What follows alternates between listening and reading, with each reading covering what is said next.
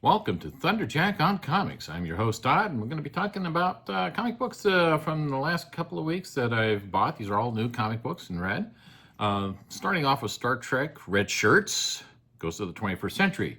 This is part of the 60th anniversary of Star Trek premiering on TV back, next month. And this story is written by Jerry Duggan, and the art is by Scott. Boy, I'm going to mangle his last name. Ron Cristiano. It's, I'm mixed on it, to be honest with you. I really wanted to like the story, but it just didn't seem like what Star Trek should be. And then the colors are kind of inconsistent. I mean, it's, you got an Andorian character who's blue in one scene and then kind of a yellow green in another scene, and it's just, I don't know, it just doesn't work. The artwork is okay other than that. The story, did not like their theme that they're going with in here, and I'm just really disappointed with it overall as being a Star Trek. This is from, what is it, Image Comics, and I don't think I'm going to continue with it. I just didn't like it. The story didn't grab me. The characters didn't grab me. It just didn't feel like I was reading Star Trek. Go figure.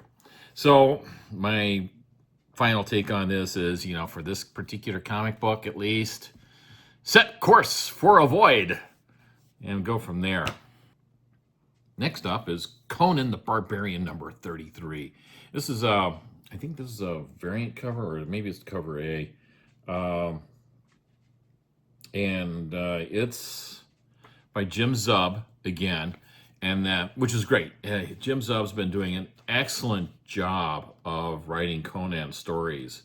The art is also very, very good. It's by Fernando Dagnino. And I'm sorry if I mangled your name.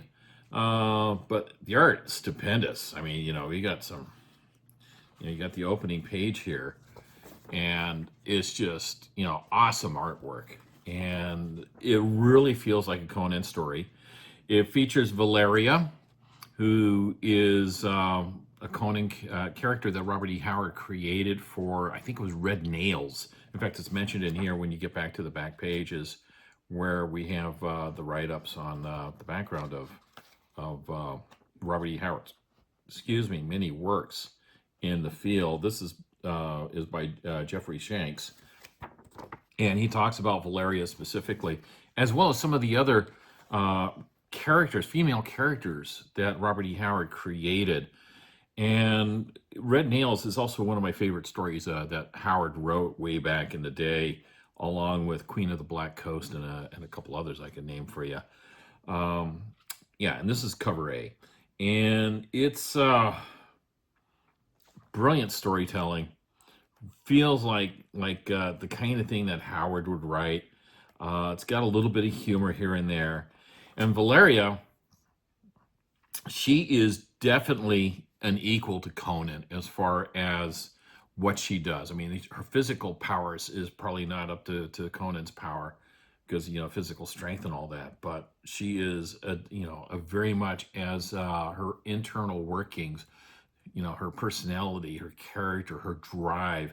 She is a peer for Conan, and a really top-notch character, and it's good to see Jim Zub incorporating her into a storyline. And of course, they're pirates. Valeria was of the Red Brotherhood back in Red Nail's story.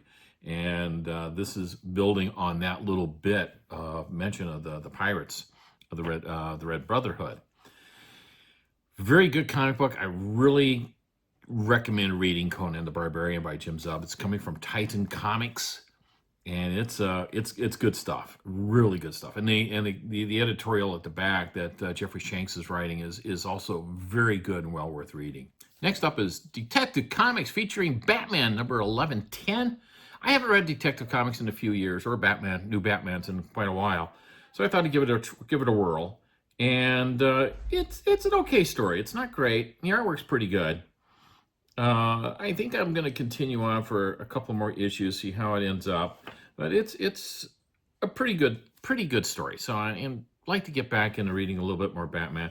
The art style is more like what I grew up with in the '70s with Batman. He looks more like that, and Green Arrow looks a lot like he did back in the '70s also. So it's I'm interested in reading a little more. We'll see where we go from there. So next up is The Rocketeer Infiltrator #1. This is a new miniseries for the Rocketeer series. I thought the island that they just completed was pretty good, and this one I think is going to prove out to be better, as it takes place in April of 1944, so it's during World War II, and Cliff and Betty are infiltrating into Nazi occupied France to do a little espionage, spying type work. The artwork is very good, and the story is good. I really enjoyed it, and it's worth taking a look at. I like The Rocketeer ever since the movie came out many years ago, and it just feels like the kind of pulp fiction you would be reading back in the day. So it was good stuff. Next up, I have a What If the Mighty Thor got the Spider-Man symbiote instead of Spider-Man. This was pretty good. It was a pretty good take. I like the artwork. I'm kind of mixed on. This was written by Turan Grunbeck, and I'm going to mangle his name. I'm going to mangle the penciler's name. That's Sergio Davila, and then the anchor was I'm definitely mangling R. Jimenez. I've heard it. Jimenez. I've heard it multiple ways over the years. I liked how Sif is drawn in this comic book. I'm not too keen on how Thor was drawn. Let me see if I can find Sif. Oh, here we go. Sif down in the bottom left corner. Really nice image of her. So there's some really good artwork in here. Some artwork that's kind of okay. The story's good though. I like the story, and it was a good fun read. I enjoyed it. I think the writer did a good job on that. Next up is another What If comic book, and this is What If Captain America was revived in 2099, and this was written by Mark Guggenheim. Art was Ron Lim, and you know what? The art's okay, not great. The art's okay. I mean, it's consistent. I didn't like how Steve Rogers was drawn, but that's just me. But the artwork overall is pretty good. What I didn't like is the story. I mean, it's like, I don't know who greenlit this particular storyline, because it was really bad. I did not like the direction it was going. I don't want to give away too much about why I don't like it. We got some guys that look like they're refugees from Advanced Media Mechanics back in the Strange Tales, Nick Fury's era, and it's just, I don't know. It was disappointing. I really wanted to see something a lot better than this, and had high hopes, and it stank. I would pass on that. In fact, this is the first time I've read anything by what was his name, Mark Guggenheim. Not familiar with his work, any of his prior work. Not familiar. Maybe he was having an off storyline. I don't know, but I did not like it. Last up is another What If. It's Donald Duck became Iron Man. I think this is one of the variant covers. Yeah, it's a variant cover. I like this cover because it was really cool looking, and I liked it. I really liked this. I grew up reading Uncle Scrooge when I was younger, and then Uncle Scrooge and Donald Duck and the nephews would go off on these adventures. And this is by Steve Bailing, and the art is he did the plot. The script is by Luca Barbieri. Sorry, I mangled the name. And Donald Sofriti did the art, and it was a good fun read.